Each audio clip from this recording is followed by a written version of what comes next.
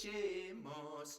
Hey ah hey oh hey hey ah hey ah yom.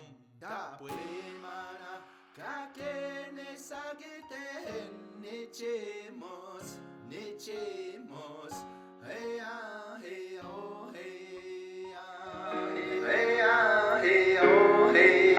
Hello, Tanse, bonjour, good day there, folks.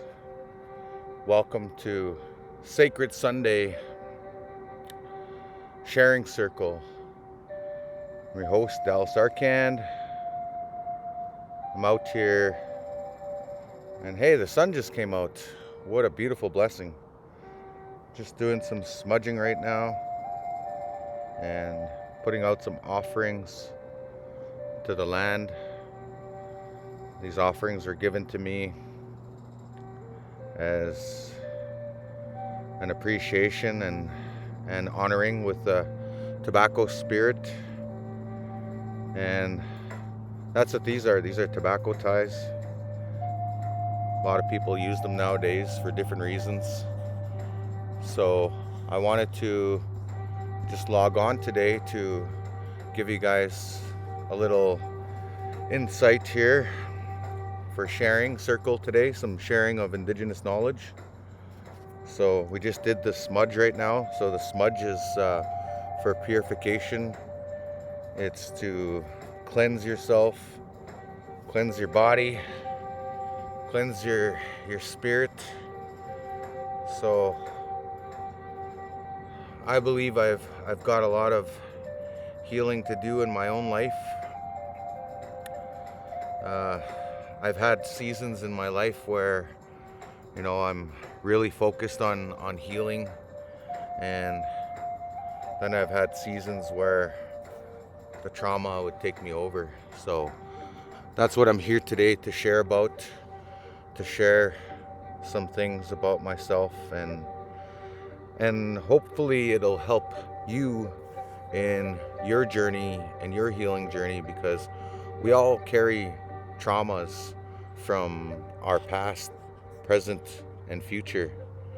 So these traumas are continuously part of our history as Indigenous people. As you know, we have like almost 500 years of colonial integration and assimilation, and I'm a product of that, obviously, because I'm mixed. I'm the exact physical evidence of that I'm not a pure Indigenous person. I'm mixed, so I'm mixed European and Indigenous. But I grew up my whole life only knowing the Indigenous side, and it wasn't all pretty. It wasn't all just, it wasn't all the romanticized version of what Indigenous means. It was more the trauma and the after effects of the residential schools and what it did to our communities. So as a young person, I consider myself to be a intergenerational survivor of residential schools. Even though I didn't attend residential schools, well, I kind of did in a way, because on my res, they had day schools. And I remember going to grade 1 and grade 2 and a lot of the lower grades. It was the actual building in which the day school was in, where my parents had went to. And I myself went to day school myself. But we had regular teachers instead of priests and nuns. So I guess that's the only difference, but still the same kind of building, same kind of energy, same kind of traumas that were inflicted upon me. Now, I want to share here today with you some healing energy. That's why I decided to smudge. Normally, I don't like to smudge on camera, but I felt if I go out to the land and I do it for you guys, with you guys, and it's sacred, and I have these offerings here to give to the land, and that's what I'm going to leave behind today. I'm going to go put these up in the tree, and I'm going to bury one inside the land. I'm going to put one up in the tree for the spirits, And there's no right or wrong way of doing this, as long as it's done with the best intentions. That's what I believe to be true. That's what I've been told anyway by my elders in growing up. They always said, as long as you have a good heart and you have the best intentions, there's no right or wrong way of doing it. Like even the smudge today, some people prefer to use matches. I use my lighter because it's still fire, and it's still an element of earth, and I mean no disrespect by it. So yeah, thanks for joining me on this journey in healing. And me personally, I do have a lot of trauma from my childhood, a lot of things that I shouldn't have seen. When I was younger, I was angry about those things, and they came out in different ways. And one thing I regret doing when I was younger is putting that back on my mother. And I'll tell you a true story and something that I regret. So there was a bunch of media. I had a bunch of media attention because I was doing good in my life, and instead of telling the positive in it, I guess I vomited all my childhood issues on the interview, and part of it had to do with telling of my mother abusing me and drinking and just kind of revealing that dark side of my childhood. And I felt like it was the right thing to do at the time, because I didn't know what to say. I didn't know how to deal with media. I didn't know, nobody was guiding me.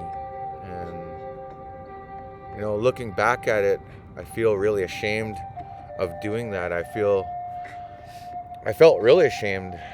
At the time, I was kind of proud that, hey, I got a cover of a magazine, and here I'm on Say magazine, and here I am. I'm a superstar now, and that's the story I shared. And so, that's the one thing that I'm ashamed of that I did, and maybe that's why things didn't always work out for me. Maybe that's why the Creator put some more challenges in front of me to make me learn my lesson, and that I shouldn't have done that. I eventually burned those magazines, though. I burned it, and maybe the story's still out there somewhere, but I didn't want... I shouldn't have said that. I shouldn't have said those things, and, but it really made me...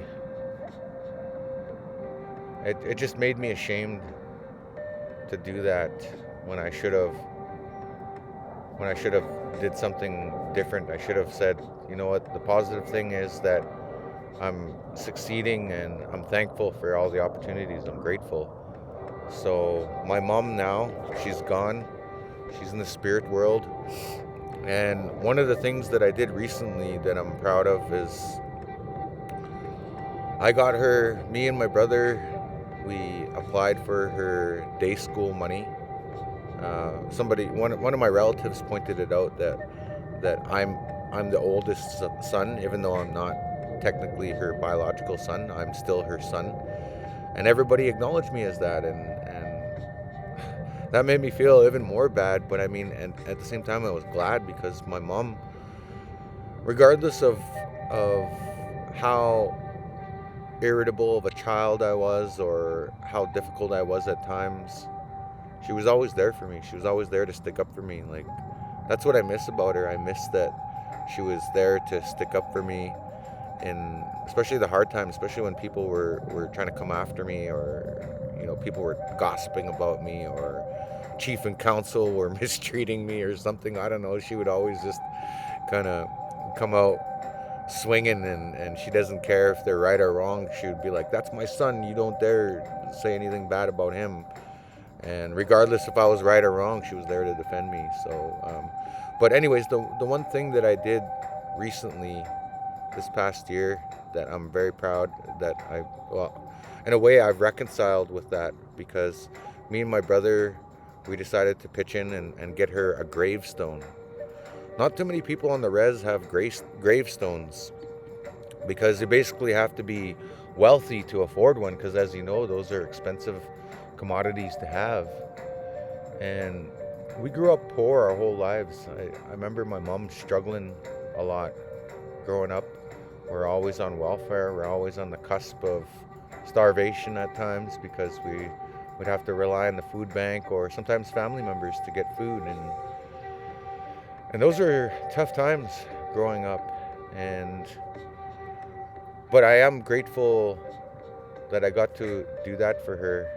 And hopefully she sees that in the spirit world that I took the time to do that. Even though I had a hard time going out there and putting out the gravestone, I'm grateful for my cousin Ryan, who went out there and actually installed the gravestone, because I went as far as ordering it, picking out the design, getting the names put on it, and did all that work. And then I took it out there, but the weather wasn't really that good, and eventually it just sat there for a couple months. And finally, my bro Ryan, he went and installed it. And when I went to the graveyard last time, I was really happy to see that it was there, and I was relieved, and I'm thankful for that. I'm grateful for that. So I just wanted to share that today in today's sharing circle.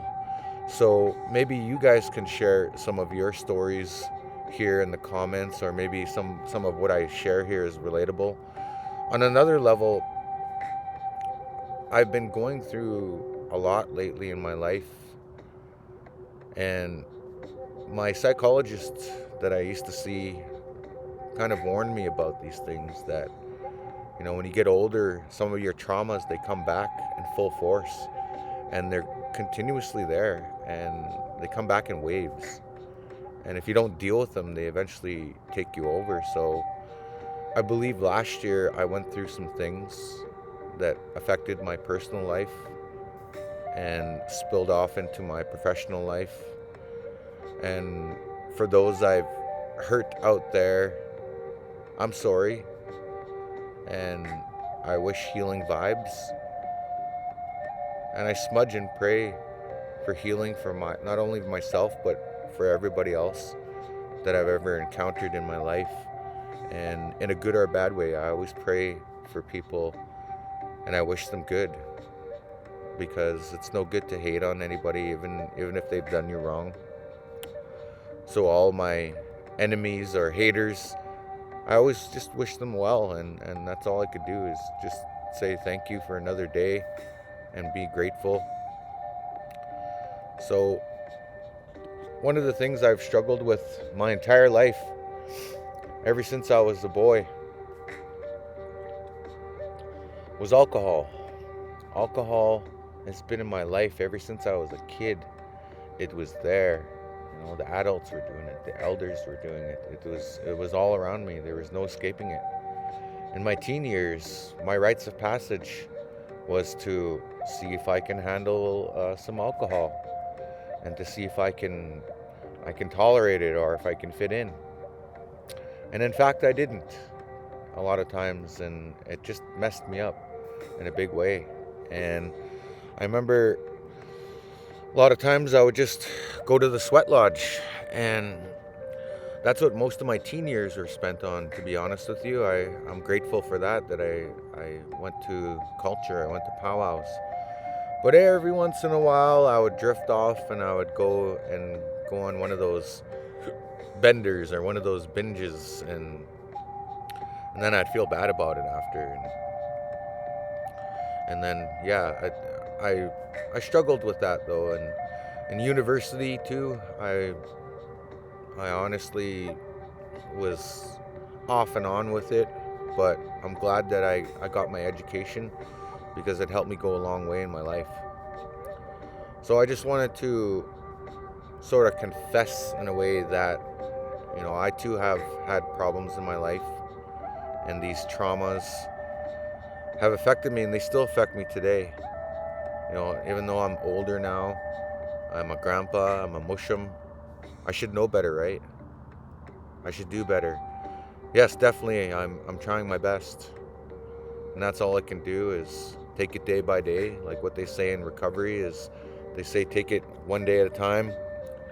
And they say to just take it one day at a time. Today I'm a little bit healthier for not indulging in any any of my past traumas or anything like that. And I smudge when I have a difficult time, and I know I'm being tested. I know I'm being tested, especially when life gets difficult for me. I know that it's just a test to see what I'll do, because I could just give up and give up everything and say, forget about it. Never mind. I'm just gonna go and off myself somewhere and go and wallow in my sorrows. But that ain't gonna get anywhere. There's no good part of that in life. And I once heard an elder tell me that misery loves company. And I always used to wonder what that means. And a big way, I guess I know what it means now, because it means that a lot of people that are miserable in their own lives, they like being around other people like that.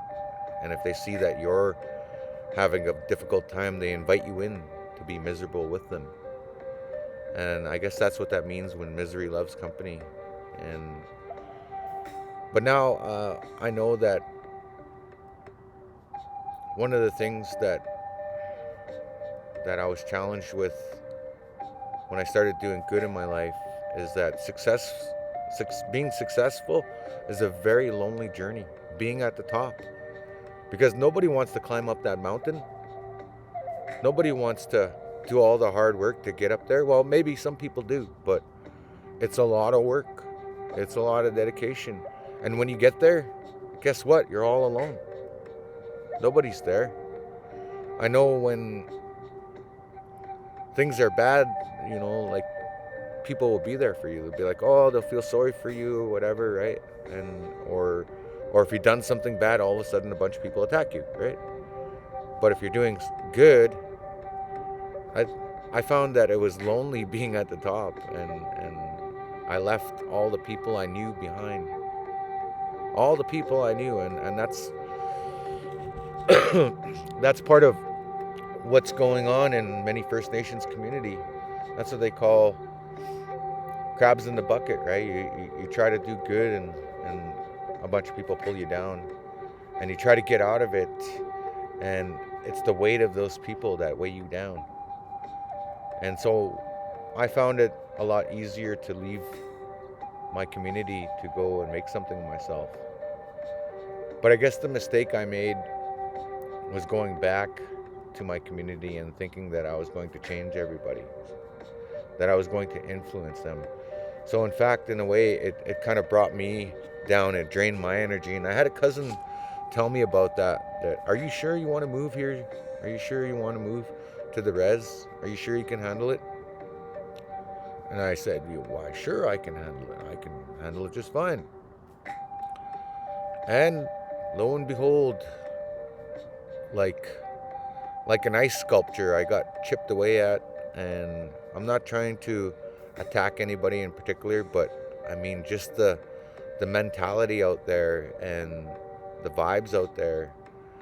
And there's a lot of people out there that are still hurt people.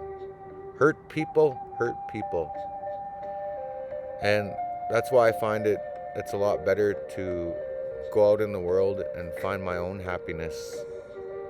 Because unfortunately, the reserve is not designed for happiness.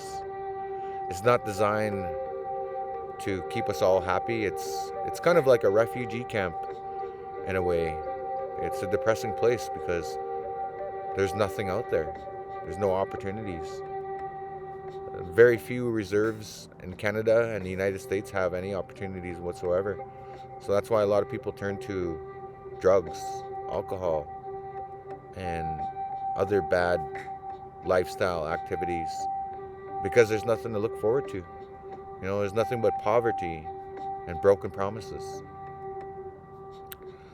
So I just wanted to share that today with part of my journey and my healing and part of my own trauma, that I wanted to be honest with you, all my viewers out there, all my supporters, everybody that's ever supported me. Thank you so much. And to all the ones that have supported me that don't support me anymore, sorry I let you down. I plan to do better in the future. And we all make mistakes. We all fall down. But that doesn't define us. That's not the end. That's just life's test, life's hurdles. And we just got to pick ourselves back up again and continue on and make the change. Because you or I can't change anybody, only us, only we can change ourselves. So you must become the change that you want to see in the world. You must become one with yourself. And I just want to say again, thank you to the Creator for another day. Thank you to the land for this beautiful blessing. I'd like to also acknowledge that I'm in the beautiful territory of the Syilx Nation. I'd like to acknowledge the ancestors of this land and say thank you for allowing me safe passage in your territory and for allowing me to share these words with you today. So until next time, we will see you guys down the red road, the Sweetgrass Road, and take care. Stay blessed. Hi, Kananas Kumpton. I love you forever and ever, me and you. Nichemos. Hey,